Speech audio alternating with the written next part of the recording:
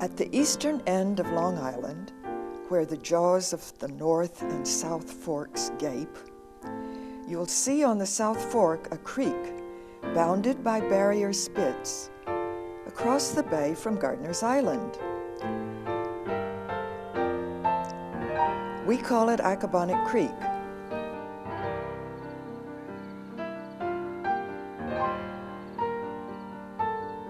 Some call it Accabonac Harbor. We are the Accabonac Protection Committee, a group of citizens whose aim is to protect our creek and its watershed, its health and its beauty, for ourselves and for others, now and in the future.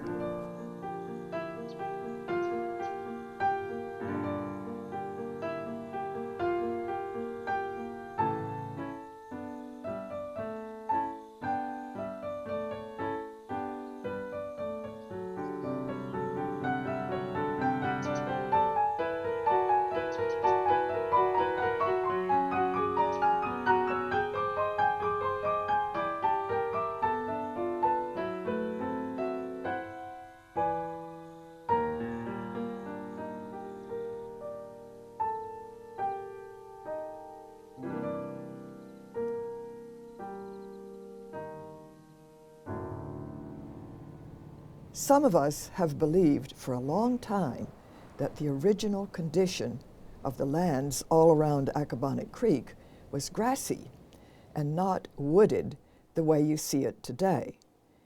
We have good evidence of this in maps like these from the 1830s that show little grass symbols on all the islands and most of the shores instead of the ones for trees. We have heard that the Indians who lived here used to burn over these grasslands. It made sense because undoubtedly it improved the hunting. Besides deer and rabbits, grass would have been full of birds, quail, grouse, turkeys, and so on. Later, the white man used a lot of springs for grazing because the soil here wasn't very good for agriculture. The Barbara Hale Refuge was once grazing for a dairy farm and later for beef cattle. Even old-timers living today remember the heart of Springs as being open space with short grass. You could see Gardiner's Island from most of it. When you stop burning, stop grazing, stop mowing, the law of succession decrees that woods will gradually take over, though they are discouraged, around Accabonac anyway, by salt spray during storms. So it has happened in Springs. Woods are common, while stretches like these are rare. Strangely, just at this time in history, there seems to be a great revival of love for grasslands and a great effort to preserve them where they still exist and even to restore them.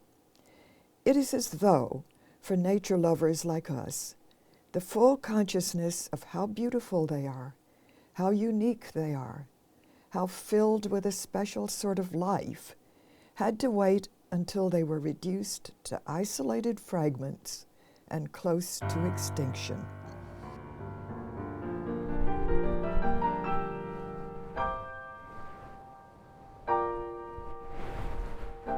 A key component of Long Island's biodiversity are its grasslands.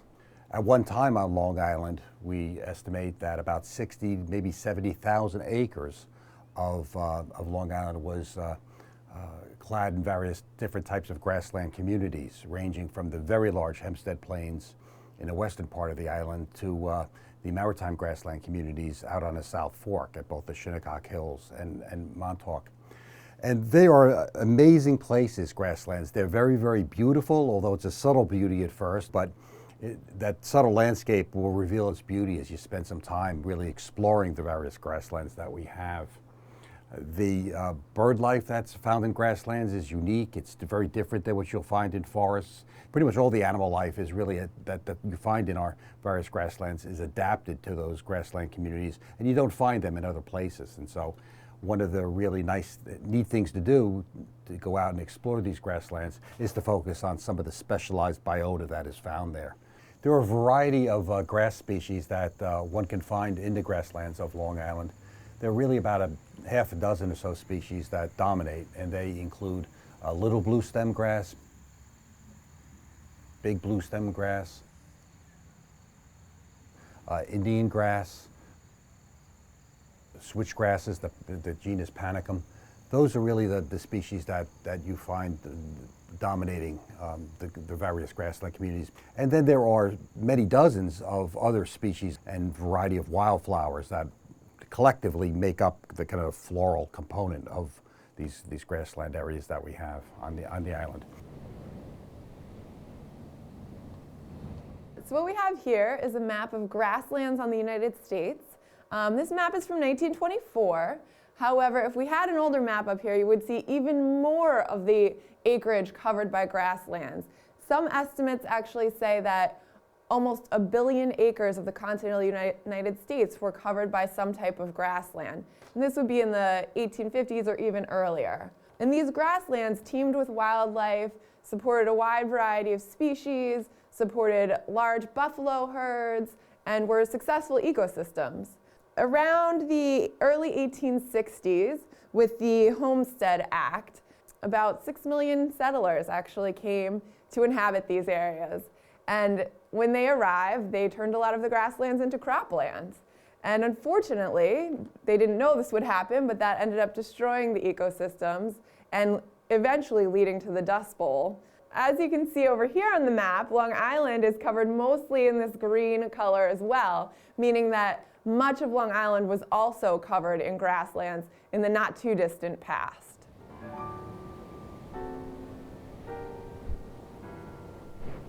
I'm here talking to John Turner, who is a renowned naturalist, an author, and a conservationist. And right now we're talking about grasslands. Right. Thank you, Seal. And we find ourselves in the middle again of one of the more important grasslands found on Long Island, the Shinnecock Hills grassland, which is one of several maritime grassland communities, or communities of grass that are found along the coast and influenced by the moderating climate of the oceans that are found on eastern Long Island. Long Island at one time had a number of different type of prairies and grasslands. Probably the most well-known was the Hempstead Plains further west from here, which was more of a terrestrial grassland in the middle part of the Nassau County. It was thought to encompass more than 40,000 acres in extent in central Nassau County, pretty much where the modern-day Nassau Coliseum is situated, Nassau Community College. That was pretty much the center of this vast prairie that we had. The Hempstead Plains did constitute, apparently, the largest prairie east of the Mississippi. But moving out to eastern Long Island, there were a number of what we call maritime grasslands. That is, grasslands that were found along the coast and influenced to some extent by the maritime climate. And the Shinnecock Hills was one of those communities. The Shinnecock Hills really occurred from close to the canal eastward over to the village of Southampton, and that was the extent of it, up to Accabonac Bay and down towards Shinnecock Bay. And so you had this open grassland that you did have scattered shrubs within it, though, some woody plants. You did have some cedar, which we can see around us, red cedar, which is a common maritime tree, and then pitch pine, another maritime tree that you'll often find. But the dominant feature is, of course, the grasses. And today, unfortunately, like so many grasslands on Long Island, the Shinnecock Hills has been largely destroyed. And that's the sad thing. The Hempstead Plains, again, by far the largest grassland that existed on Long Island, encompassing about 60,000 acres across the center part of Nassau County. And you look at the historical photos, and it's just beautiful to get, again, as far as the eye can see. You've got nothing but these prairie grasses. Hard to believe that on Long Island we had a prairie that large, that involved almost 100 square miles, but indeed we did. What the Nature Conservancy has done, and other land managing agencies on Long Island have done, though, is move towards developing a program of prescribed burns with regard to grasslands. This has happened in the Pine Barrens, the grassland communities further west from here in the Pine Barrens. and you can see off into the distance over into the Shinnecock Hills golf course.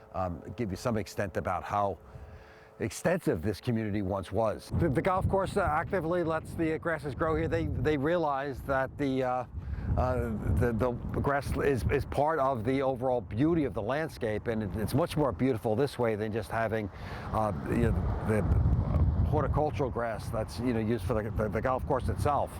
And so they probably the most, in terms of square footage, or in terms of acreage, the largest remaining extent of the Shinnecock Hills really is found within the Shinnecock Hills golf course.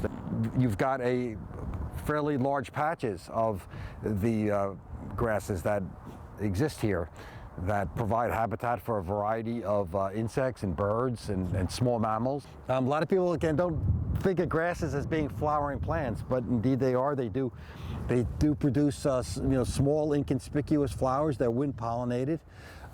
Really don't depend upon insects, but again, the very grasses that we found in the great prairies out in the Midwest are the same grasses that are found in the prairies and the grasslands that we have on Long Island, and actually in various places throughout New England and on the East Coast. If you really use your imagination, kind of close out the greens and the fairways, you do get some sense of what this must have looked like as nothing but a natural system at one time. And it's a shame that we hadn't done a better job at preserving a more viable example of the Shinnecock Hills, that involving a couple hundred acres of contiguous grassland community. But that's probably not something that's possible to do nowadays, given the amount of development that's occurred. But it would have been a great goal to have had decades ago, to have been able to preserve a real fine example of this natural community. So here we are at the famous vineyard field, where a beautiful grassland has been restored by the Friends of the Long Pond Greenbelt. And they're represented here by Sandy Ferguson and Day Dayton, who are really, without them it would never have happened. And so we're going to find out how they did this wonderful thing. Goodness. Well, the town of Southampton purchased Vineyard Field for open space preservation in 1998. As part of the Long Pond Greenbelt? Yes, identified as a contiguous parcel in the Greenbelt. And however, at that time, there really wasn't a management plan to restore this in any way. But Friends of the Long Pond Greenbelt decided that we wanted to try and restore it as an open field. And so we tried to do this with volunteer work and volunteer help. The volunteers never returned because autumn olive has a thorn this long, so they would be impaled and they'd never come back. It was violent. Yeah, it's very difficult. Because this had developed in the period of time between when the town 10 purchased years. it and yet nothing had been done. They were huge. Yeah, I mean, we had a forest. Yes. Well, one section of the field was whole fundamentally block. a forest. If So- you can imagine this twice as tall, Oh, with easily. trunks like this, that's what was in the field. So this is just one full year's worth of growth. Yes. And then we were notified by members of the town of Southampton's Environment Department, I think it was at that time, that they'd learned about a grant through the United States Department of Agriculture. And somebody from the county of Suffolk through Cornell Cooperative Extension looked at the criteria for the grant and said, guess what? Vineyard Field is perfect. is perfect. It started us, yes. Yeah, it really. And because we had that grant, we could go to other people and ask for other grants. Yeah. And the project was ongoing, and people agreed that it was a good project, and we started getting more and more grants. We were constantly working under the guidelines of both the grant itself and the town of Southampton, who is the owner of the field. But what happened was, we get the autumn olive removed. We're also dealing with other invasives in this Japanese field. knotweed, horrible giant patches of Japanese knotweed, Yeah. which we also had to dig and smother. This whole section was dug. All the roots were dug, and you can see them drying on top. So we let the sun kill the roots. And then we lay down the fabric, and the pallets hold it down because it gets pretty windy in the field. So that's actually smothering anything that was left. Not only have we worked with the town of Southampton, but right on the edge of the field is the South Fork Natural History Museum, and they've been a tremendous support to us. And part of the reestablishment of native grasses, we've participated with the Long Island Native Plants Initiative, who is developing seedlings from native genome grasses. And we very much wanted to support that program, and so we buy their seedlings and we set them in the field. Yeah, we use those to replant the Japanese knotweed plot. And now they're actually coming to our field to collect the seeds. Isn't that wonderful? Yes. And our field is also benefiting from the plants being present and Yes. hopefully propagating, Reseed. self-propagating throughout It's the a field. source of its own renewal. Yes. Yeah. And one of the things that has happened too, and we're really lucky to have SOFO right at the edge. SOFO is the South Fork Natural History Museum.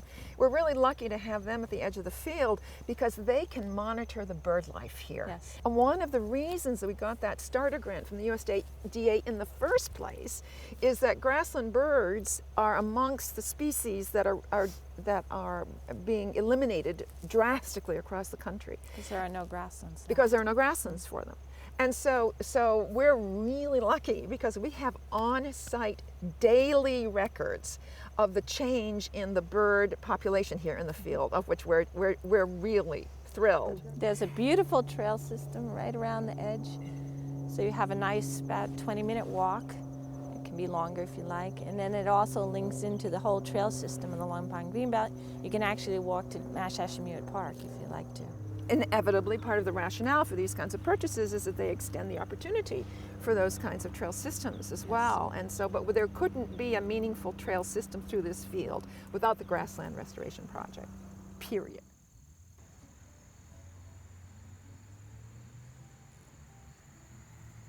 So while grasslands were once a prominent feature of the natural landscape of Long Island, unfortunately today, very few small remnants remain of these once great grasslands.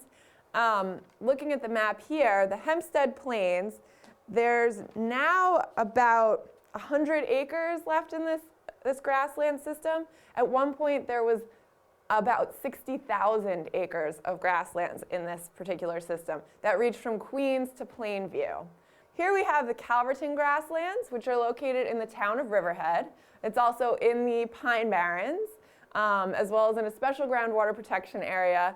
Unfortunately, this grassland is feeling a lot of pressure, development pressure, these recent years. Originally, these grasslands on Long Island were changed into farming lands and ranching lands, and slowly they were then turned into development, residential development, industrial development, etc. So moving down the map, we have the Shinnecock Hills grassland area here, which is a relatively small grassland, but it's an amazing site and we're lucky to have it. There's a great trail to walk through to really feel the grassland ecosystem and learn about it yourself.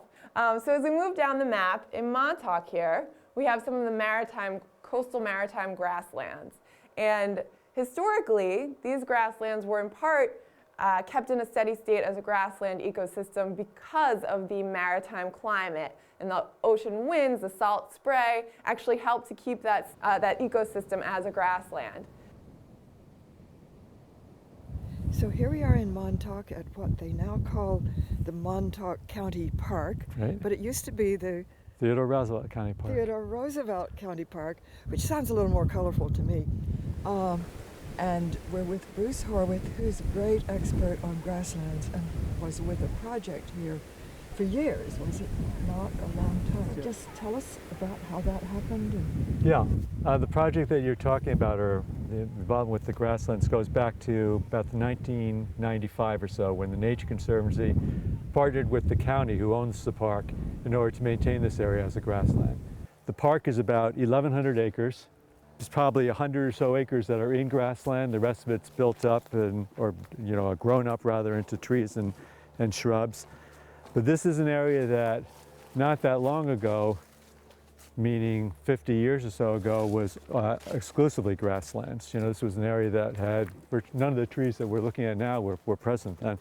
But what's sort of interesting about what Montauk is, this is really one of the conservation treasures or gems for the whole country. Virtually the whole stretch of Montauk, with the exception of a few forest areas like the Montauk Point, was maintained as a grassland. Of that area, virtually all of it was either cut down if there was any cutting that was required. It was maintained in a low grass source habitat for livestock that were brought out from East Hampton in the summers. And then it was also burned regularly. The burning was to not only keep out woody plants, but also keep the tick population down.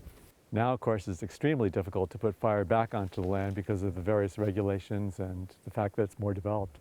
Right around the early 1900s, several people recognized the fact that the grasslands which were prevalent out in the park were disappearing. They were disappearing in the sense that they're getting overgrown with trees, shrubs and trees. So the Nature Conservancy began an effort partnering with the county to try to maintain the area as a grassland. So from about 1995, an effort began to build up on the 30 or so acres that were in grassland back up to potentially about 200 to 300 acres. And at this point, there's probably a little over 100 acres that are, I guess, by most definitions, a grassland, even though they might have a little bit more woody stuff in it than you might otherwise expect. But, in pretty good shape as a grassland in terms of serving as a grassland ecologically for the species that are dependent on it. Yeah, as we look out through this field, we're looking at primarily switchgrass, and it has that nice feathery appearance from here. There's a particular type of grasslands that's strongly influenced by the proximity to the water, to the ocean. And so you have two main factors that influence this grassland, tilted a little bit different direction than some other grasslands.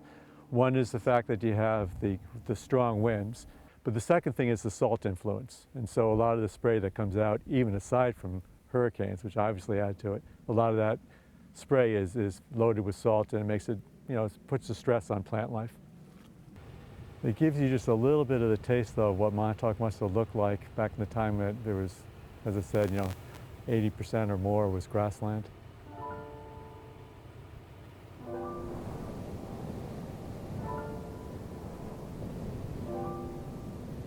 So here we are in Southampton, and we're with Suzanne Ruggles, who has created this beautiful flowering meadow that you see behind you and that we're going to look at in detail later. But I'd like to know, Suzanne, how you happened to do this. Well, I was called in by Bobby Gianos, who owns this property. It's called Old Town Southampton. And he had a vision when he was very young of a flowering meadow. And since that time, when he was very young, he had always wanted to create a flowering meadow. So this is the fulfillment of a lifelong dream for him.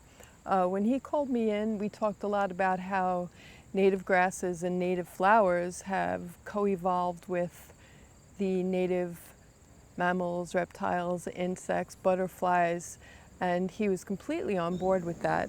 So what we have now is a predominantly native flower, native grass meadow. And the plants that we did choose all have a benefit for wildlife, whether it's building material or nectar or seed. We were very careful in what we chose. So what we have now is a working ecosystem. If you look on the internet about how to create a meadow in your own yard, the first thing they're going to tell you is to spray Roundup and kill everything. But I'm here to tell you, you don't have to do that. All you have to do is stop mowing. In most places, if the ground hasn't been sprayed over and over again with pesticides, there's going to be native grass seed bank under the soil. So I've done that on many properties. We just designate, we flag out the sections where you stop mowing and the native grasses come up, and they're so beautiful. And then we inhabit those grasses with native plants. After a meadow is established, and especially after native plants are established, they don't require fertilizer or water or pesticides or even maintenance. They're